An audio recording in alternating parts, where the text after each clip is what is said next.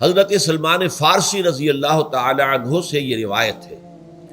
हज़रत सलमान आपको मालूम है कि ईरान में पैदा हुए और उनके वालिद जो हैं वो आतिशकदे के बड़े ज़िम्मेदार आदमी थे।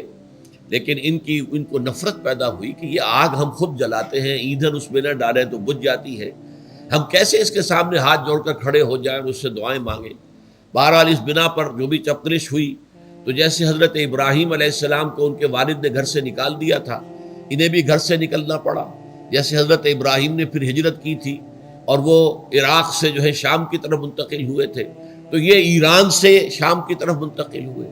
वहाँ जाकर उन्होंने ईसाईयत का मज़हब इख्तियार किया, राहिबों के पास रहे।